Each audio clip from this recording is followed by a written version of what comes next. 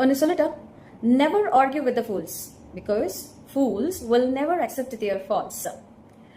அவங்க பிடிச்ச முயலுக்கு 3 கால்னு சொல்றாங்கன்னா, ஆமா நீங்க பிடிச்ச முயலுக்கு 3 கால் தான் சொல்லிட்டு போயிட்டே இருங்க. Don't waste your time in arguing with the fools. See, ஒரு நாள் காட்டு வழியா புலியும் கழுதையும் நடந்து போயிட்டு இருக்காங்க.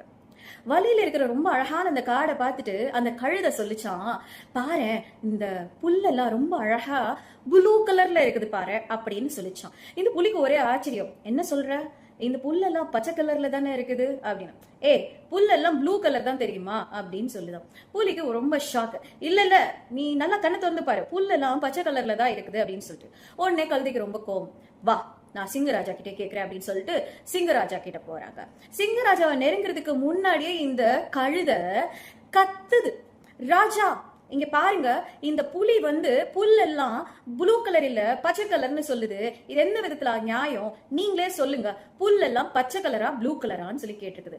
ராஜா ஒரு செகண்ட் அந்த கழுதைய பார்த்துட்டு சொன்னாராம், புல்லெல்லாம் நீ சொன்ன மாதிரி ப்ளூ கலர் தான் அப்படின்னு சொன்னாராம். உடனே இந்த கழுதைக்கு சந்தோஷம் தாங்க முடியல. பாத்தியா நான் சொன்னேன்ல புல்லெல்லாம் ப்ளூ கலர்னு, ராஜாவே சொல்லிட்டாரா, இந்த முட்டாள் புலிக்கு நல்ல ஒரு பனிஷ்மெண்டா கொடுங்க ராஜா அப்படின்னு சொல்லிட்டு இது சந்தோஷத்துல சிரிச்சுட்டே போயிடுச்சு. ஆனா புலிக்கு ரொம்ப ஷாக்கா. புலி சிங்கத்துக்கிட்ட போயிட்டு கேக்குது, இந்த புல்லெல்லாம் உண்மையாவே ப்ளூ கலரா இல்ல பச்சை கலரா அப்படின்னு சொல்லி கேட்டிருக்கு.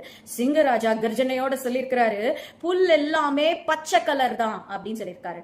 அப்புறம் ஏன் எனக்கு தண்டனை கொடுக்குறீங்க அப்படின்னு சொல்லி கேட்டதுக்கு ராஜா சொன்னாரா, இந்த மாதிரி ஒரு முட்டாள் கிட்ட உன்னோட நேரத்தை வீணாக்கிறதும் இல்லாம அந்த முட்டாள் சொல்றதை கேட்டுட்டு நீ என்கிட்டயும் என்னோட நேரத்தையும் வீணாக்குன பாத்தியா, அதுக்கான தண்டனை தான் இது அப்படின்னு சொல்லி 5 வருஷம் அந்த புலிய சைலண்டா இருக்கும்படியா சைலன்ஸ் தண்டனை கொடுத்துட்டாராம். எஸ், இப்படிப்பட்ட முட்டாளுங்க கிட்ட நம்ம பேசி நம்ம ஆர்கியூ பண்ணி நம்ம சொல்றதை விட அவங்க சொல்றதுக்கு எஸ் அப்படின்னு சொல்லிட்டு நாம அக்ரி பண்ணிட்டு போயிட்டோம் அப்படின்னா நம்மளுடைய டைமும் சரி நம்மளுடைய எனர்ஜியும் சரி வேஸ்ட் ஆகாம சேஃபா இருக்கும். ஏன்னா முட்டாளுங்க fools, they have already decided everything, concluded everything. அவங்களுடைய கன்க்ளூஷனை அவங்க ஆல்ரெடி எழுதிட்டாங்க, இது இப்படிதான் சொல்லிட்டு அதுல இருந்து அவங்க மாற போறதே இல்லை. ஆனா அறிவாளிங்க சூழ்நிலையை மாற்றி அமைக்கக்கூடிய திறமை உள்ளவங்க.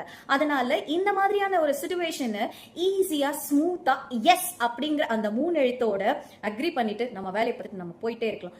Never argue with the fools because fools will never accept their faults. Thank you.